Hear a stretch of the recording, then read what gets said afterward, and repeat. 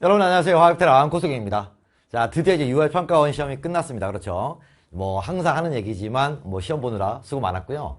자, 총평, 라이브 총평 한번 해볼 건데 뭐 시험 잘 본 친구들이 이제 잘했어요. 근데 이 총평을 듣는 친구들 중에서 조금 그냥 시험이 어려웠다 쉬었다가 중요한 게 아니고 앞으로 어떻게 할 건데 또는 단기간에 10점 어떻게 올릴 수 있을까, 그런 게 우리는 목표잖아요. 그래서 지금 설명을 잘 들으시기 바라고, 지금 해설 강의를 아마 금요일 날 촬영 예정이라 금요일 밤에 업로드 되니까 주말에 반드시 지금 강의를 듣기 바랍니다. 아시겠죠? 자, 일단 화학 난이도에 대한 얘기부터 한번 시작해 볼까요? 난이도는 그냥 중급 정도 됐어요.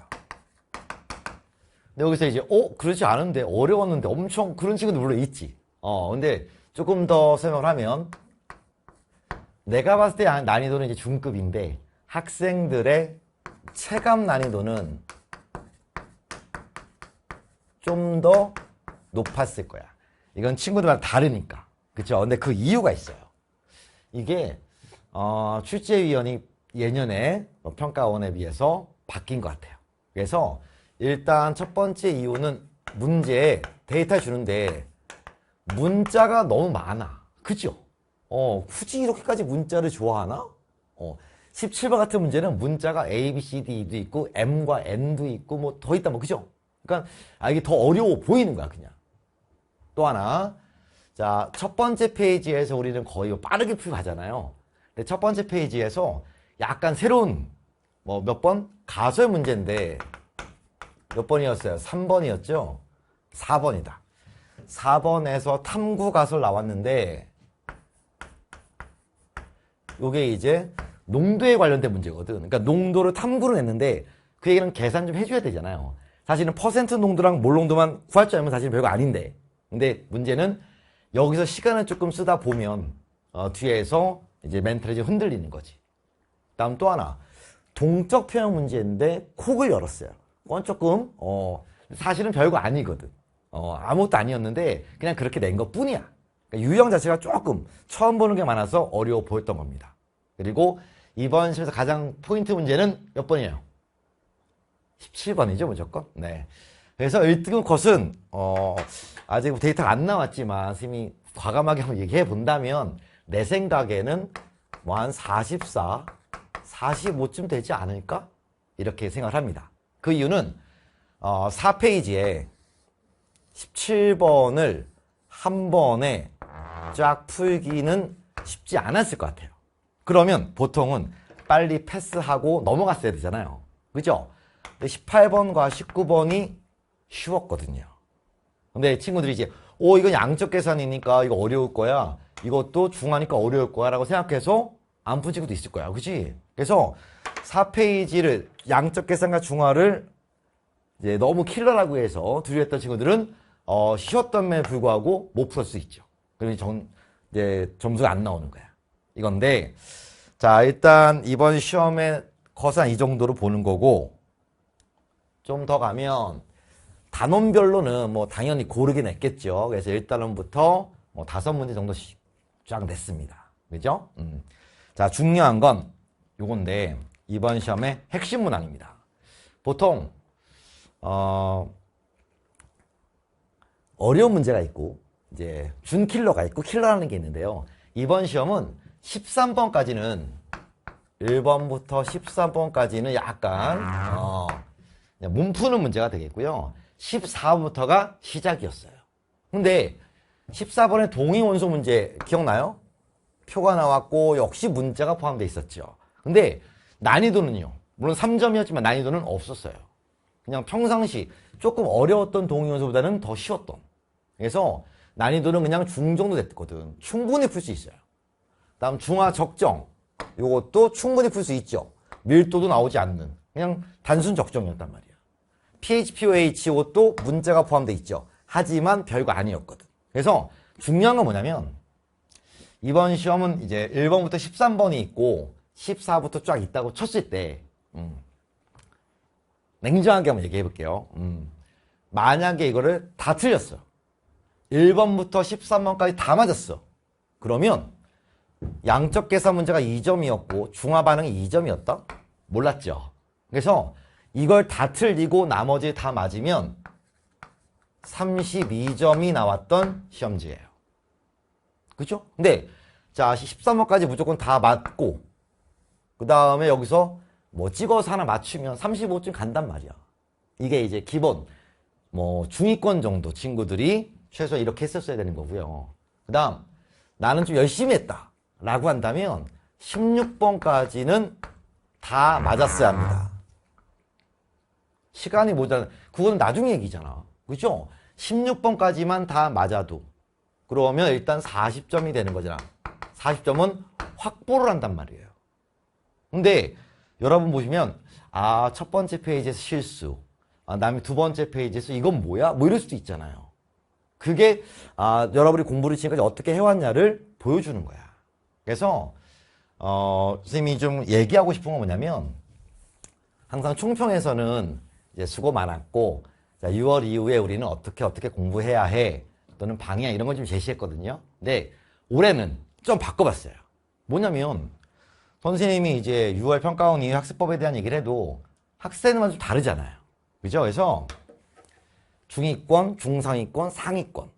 나는 지금 점수가 30점 된데 어떻게 안정한 40점대, 45점까지 갈 수 있을까? 당연히 그게 목표 아니겠습니까? 그죠? 그러면 문항을 보면 절대 틀리면 안 되는 문제가 있어요. 그리고 틀려도 용서가 되는 문제가 있고 이건 좀 어려워. 틀릴 수밖에 없었겠구나라고 인정할 수밖에 없는 문제가 있는데 자, 이거 좀 나눠본다면 첫 번째가 개념 문항이라는 게 있어.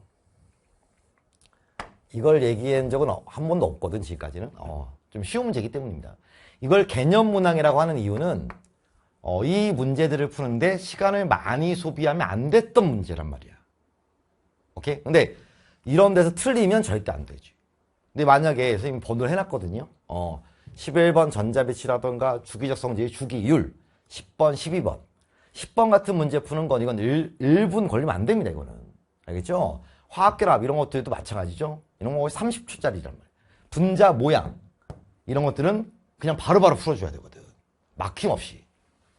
이번엔 뭐 콕을 열었지만 동치편도 늘 마찬가지였잖아, 사실은. 그래서 이런 단원에서 틀렸다. 번호가 중요한 게 아니라 전자 배치, 뭐 S오비탈 전자수, 오비탈 수 이런 거 있잖아, 그죠? 주기적 성질, 원자 반지름, 이온화 에너지, 화학 결합, 분자의 모양, 이건 무조건 이주기 갖고 내는 거기 때문에 동적 평형, 이걸 틀렸다. 그러면 냉정하게 개념이 완성이 안 돼 있는 거예요. 근데 이런 친구들이 공부를 해야 되는데 뭐부터 하고 있냐면 자꾸 어려운 것부터 먼저 하려고 하잖아요. 그래서 냉정하게 여기서 어느 정도 되는지를 확인해 줘야 돼. 내가 이거 틀리고 있다. 주기적 성질을 풀었어. 맞았어. 맞는 게 중요한 게 아니라 얼마나 간결하게 풀었느냐. 낑낑거리고 이런 문제에서 막 2분, 3분을 쓸 수는 없잖아요. 그죠? 그래서 이런 파트에 대해서 만약에 안 돼 있으면 여기를 좀 더 반복해서 문제를 푸셔야 됩니다. 내용을 모르진 않잖아요. 주기적 성질 문제를 틀렸어요. 근데 그 친구한테 야, 원자 반지름은요, 인류 갈 때 어떻게 되니? 에이, 선생님 감소하죠. 인류 갈 때는요, 증가하죠. 왜 감소하니? 핵전화 때문이요. 왜 증가하니? 껍질수 때문에 다 알아. 그죠? 전기음수 다 알아. 이온화도 다 알아. 근데 그게 빠른 풀이가 안 나오는 건 그만큼 훈련이 안 돼 있는 거야. 수능이라는 건 여러분, 너 알아 이거? 그걸 물어보는 게 아니잖아요. 제한된 시간 내에 바로바로 정확한 답을 나와야 되는 시험이기 때문에 어떻게 해야 돼? 많이 문제 풀면서 많이 외워야 되는 거예요. 알겠죠? 자, 그 다음. 이거는 어느 정도 좀 될 것 같고. 자, 항상, 요게 이제 선생님이 매년 얘기하는 가장 중요한 포인트인데요. 흔히 말하는 준킬러입니다. 요거는, 여러분 한번 캡처해 놓고 여러분이 한번 확인해 봐.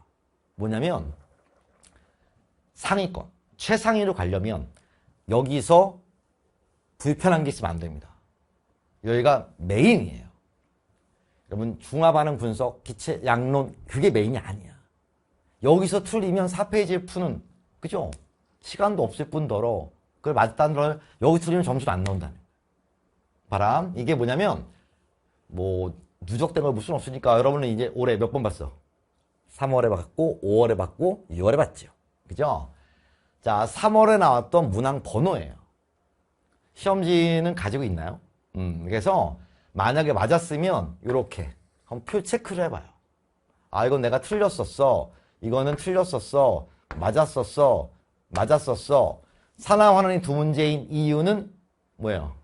하나는 금속의 산화환원, 하나는 개수 맞추는 거잖아요. 그래서 그것 또한 좀 나눠서 아, 이거는 맞고 이건 틀렸어. 한번 체크를 해보란 말이에요. 그러면 이게 여기서는 이거 맞았다가 이번엔 틀렸다가 이렇게 되겠죠. 근데 여기 데이터가 많아지면 여러분이 어디가 약한지가 나온단 말이야. 이번 시험에서는 17번은 맞추기 쉽지가 않았을 것 같고요. 이건 좀 뺀다 하더라도 아, 양자수 맞았어야 되거든요. 그죠? 많이 틀렸다고 치죠. 동위원소 맞았어야 되거든. 자, 요거 틀렸다고 치고 틀렸어. 요거는 뭐 맞췄어라고 한다면 3번 맞는데 2번 틀렸네? 그러면 그걸 가지고 이 파트가 강하다고 얘기하기는 쉽지 않죠. 그렇죠? 우리 이과잖아요. 나름 통계하잖아. 그렇죠? 물론 통계하기는 너무 빈약하긴 하지만 자, 3번 봤는데 2번 틀리면 맞출 확률이 33%밖에 안 된다는 얘기잖아요. 그러면 반성해야지. 그쵸? 근데 이런 친구들이 뭐 하냐면 학습 방향을 잡는데 아, 계속 전범위에 해당하는 1번부터 20번까지 있는 거 있잖아요. 모의고사만 계속 보는 거야. 그러면 여기 이런 식으로 맞았다 틀렸다 맞았다 틀렸다 하는데 모의고사를 막 50회를 풀면 그걸 풀어나가는 과정에서 여기가 쫙쫙쫙 완성이 될까요? 아니거든. 그렇잖아. 그쵸? 이게 중화 적정을 틀린다. 그럼 틀리는 이유가 있어요. 내 풀이가 잘못됐구나. 내가 나쁜 습관을 갖고 있구나. 보통의 중화 적정 문제는 자료가 길잖아요. 여기서부터 읽고 계산 시작해서 들어오는 게 아니거든. 항상 무엇을 줬고 무엇을 구하는지 먼저 확인하고 들어가야 되고요. 밀도를 주는 적정이 있고 밀도가 관여하지 않는 적정이 있기 때문에 이걸 나눠서 또 공부를 하셔야 되잖아요. 그래서 유형적으로 자기가 이거를 꿰고 있어야 돼요. 그래야 뭐가 생기느냐? 이 파트에 대해서 자신감이 생겨요.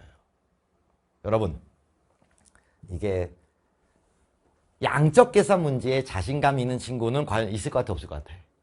그건 쉽지 않죠. 왜냐면 뭐가 나올지 모르잖아요. 그렇지 않아요? 근데 이런 파트에 대해서는 자신감은 충분히 가질 수 있어요. 난 절대 이건 안 틀려. 어떻게 알아? 물론 이걸 풀어가면서 이제 확인해 줘야 되겠죠. 근데 만약에 10번의 모의고사를 봤는데 그 중에서 5번 틀리고 5번 맞았어.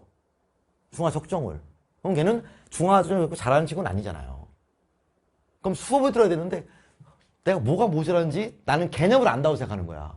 NMV는 N-M-V- 알면 중화 적정의 개념을 아는 게 아니잖아요.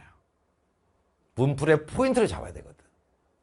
알겠나요? 그래서 요 파트에 대해서 문제만 푸는 게 중요한 게 아니라 스킬을 좀 어느 정도 알고 가야 됩니다. 그래서 가능하시면 선생님의 빅킬러 특강, 빅킬러 모의고사 좀 봤으면 좋겠고요. 또 하나는 그래서 이미 올해 여름에 요 파트에 대한 엔제를 또 낼 거니까 그것도 많이 도움이 될 거예요. 그냥 막연하게 모의고사만 풀겠다 이 생각은 절대 안 됩니다. 모의고사는 실력이 있을 때 풀어주면 굉장한 도움이 되는 거고요. 만약 실력이 안 받쳐주는데 모의고사만 풀어 그럼 노동이에요. 노동. 여러분 만약 10회분을 풀면 200문제야. 200문항 중에서 내가 60개 틀렸네?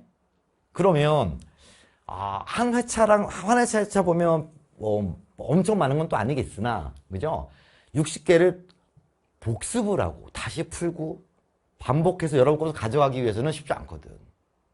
근데 한 모의고사 하나만 따졌을 때 20문항짜리 하나 풀었는데 여기서 7개 틀린 친구랑 2개 틀린 친구는 복습량 자체가 다르잖아요.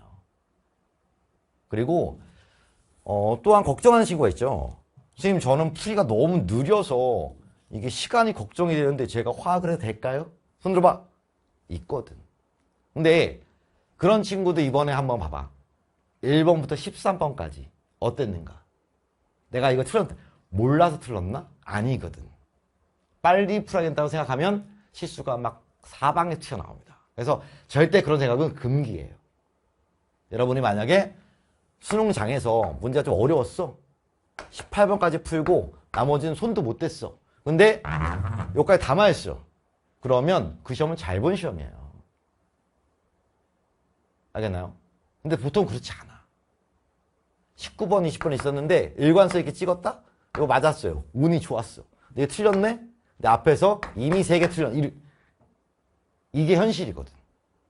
그래서 빨리 푸는 속도는 여러분이 아는 게 많아질수록 빨라져요. 이번 시험에서도 10번 같은 문제 있잖아요. 10번에 이제 이온에너지 문제가 나왔다. 근데 외우라 그랬거든. 기본적인 거 외우면 도움이 된다고. 왜냐면 확률은 데이터인데 실 데이터냐 상대값이냐 두 가지밖에 없어. 520 딱 보는 순간 그건 리튬이에요. 496 보는 순간 나트륨이거든. 738 누구야? 578 누구야? 그 정도 기본 숫자 외우고 있거든. 반지름 99는 누구예요? 염소거든요. 186은 누군데? 나트륨이거든. 그걸 왜 외울까요? 그걸 외우는 애가 있을까 없을까? 있거든. 물어봐요. 너는 이걸 외우는? 불편하지 않으려고요.